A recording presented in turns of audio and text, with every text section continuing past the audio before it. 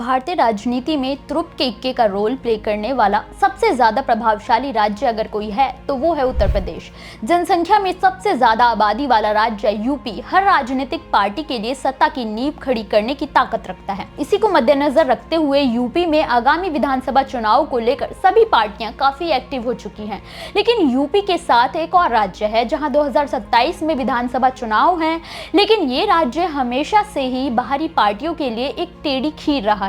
जी हाँ, हम बात कर रहे हैं पंजाब की। फिलहाल यहाँ आपकी सरकार है, लेकिन इस बार बीजेपी जहाँ अपने लिए जमीन तलाशेगी तो वहीं कांग्रेस फिर से बड़ी वापसी करने के लिए तैयार है और विधानसभा चुनाव की कमान दी गई है पंजाब कांग्रेस अध्यक्ष और लुधियाना सांसद अमरिंदर सिंह राजा वरिंग के हाथों में। कैसे वो कांग्रेस के लिए एक बड़ी ढाल बने और राजनीति का सफर कैसे किया उन्होंने तय, जानेंगे राजा वरिंग के बारे में। नमस्कार, मेरा नाम है मोहिनी और आप देख रहे हैं नेटवर्क पंजाब। अमरिंदर सिंह राजा वरिंग, या जिन्हें राजनीति के गलियारों में राजा वरिंग के नाम से जाना जाता है, उनका असली नाम अमरिंदर सिंह बराड़ है, जिनका जन्म 29 नवंबर 1977 को श्री मुक्तसर साहिब में हुआ था। राजा वरिंग जब छोटे थे तभी उनके पिता कुलदीप सिंह और माता मलकित कौर की मृत्यु हो गई थी, जिसके बाद उनके मामा और सिंधवानी परिवार ने ही उनकी परवरिश की थी। उनकी शादी अमृता कौर से हुई और उनके 2 बच्चे हैं।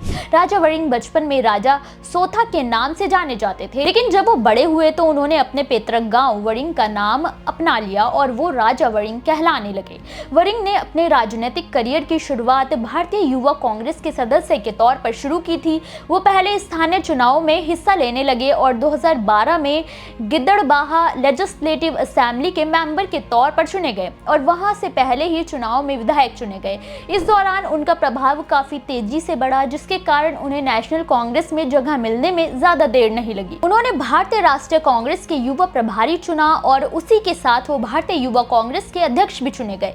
ये कार्यकाल मई 2018 तक रहा था। 2017 में फिर से पंजाब विधानसभा चुनाव हुए और वरिंग इस बार भी विजय हुए, जहां उनके प्रभाव को देखते हुए पंजाब सरकार में ट्रांसपोर्ट मिनिस्टर के लिए चुना गया था। 2017 में कांग्रेस ने बड़ी वापसी की थी और करीब 10 सालों के बाद 117 विधानसभा सीटों में से 77 सीटें जीतकर प्रचंड जीत हासिल की थी, यानी कि वरिंग का प्रभाव और मजबूत हो गया था। 2022 में वरिंग फिर से चुनाव में खड़े हुए और इस बार आपकी लहर के बाद भी उन्होंने हैट्रिक लगाई और जीत दर्ज की। वरिंग कांग्रेस की साख बचाने में सफल हुए, जिससे खुश होकर कांग्रेस को अप्रैल 2022 में वरिंग को पंजाब में कांग्रेस का चीफ अपॉइंट किया। पंजाब में कांग्रेस की जमीन को फिर से मजबूत करने के लिए वो लगातार ऐसे बड़े कदम उठा रहे हैं जिससे जनता का भरोसा कांग्रेस पर लौट आए। उन्होंने चुनाव को लेकर कई हाई प्रोफाइल कैंपेन किए, खासकर आप सरकार को याद दिलाया कि आप सरकार ने 2022 के मैनिफेस्टो में वादा किया था कि वो राज्य की सभी महिलाओं को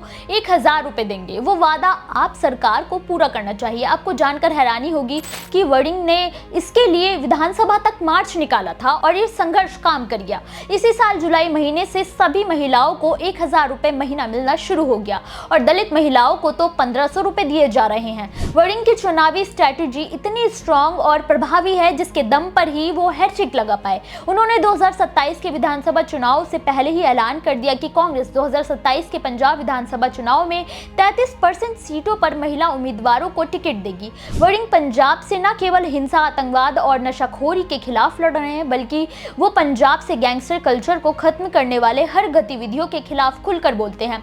उन्होंने अभी हाल ही में web series Lawrence of Punjab पर बैन लगाने के लिए पंजाब और हरियाणा हाई कोर्ट में एक पब्लिक इंटरेस्ट लिटिगेशन फाइल की थी, क्योंकि ये फिल्म गैंगस्टर कल्चर को ग्लोरीफाई करती है, जिससे पंजाब के युवा भटकते हैं। वरिंग केवल विधानसभा तक ही सीमित नहीं रहे। 2024 के लोकसभा चुनाव में वो लुधियाना सीट से खड़े हुए और पहली ही बार में बीजेपी के रवनीत सिंह बिट्टू को 20,942 वोटों से हराकर बता दिया कि वो क्यों कांग्रेस पार्टी के इतने चहेते और लोकप्रिय नेता हैं। हालांकि वरिंग का विवादों से भी गहरा नाता रहा है। नवंबर 2025 में दिवंगत केंद्रीय गृह मंत्री बूटा सिंह पर टिप्पणी करने का मामला काफी उछला। बूटा सिंह के बेटे ने वरिंग पर आरोप लगाया कि उन्होंने बूटा सिंह के बारे में काला मजहबी सिख जैसा शब्द इस्तेमाल करके उनका अपमान किया था। मामले को बढ़ता देख वरिंग ने खुद आगे आकर जाकर माफी मांगी थी। हालांकि इस मामले ने राजनीतिक रूप से उनकी छवि को थोड़ा नुकसान पहुंचाया था। वहीं जून 2022 में शिरोमणि अकाली दल ने उन पर आरोप लगाया कि ट्रांसपोर्ट मिनिस्टर के तौर पर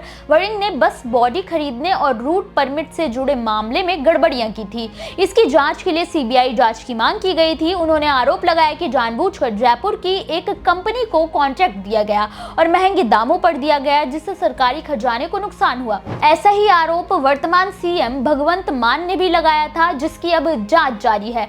तमाम आरोपों और विवादों के बाद भी वड़िंग का फोकस अब 2027 के विधानसभा चुनाव में कांग्रेस को फिर से पंजाब की सत्ता पर काबिज करने का है। अब देखना यह होगा कि वड़िंग की लोकप्रियता से कांग्रेस को कितना फायदा होता है।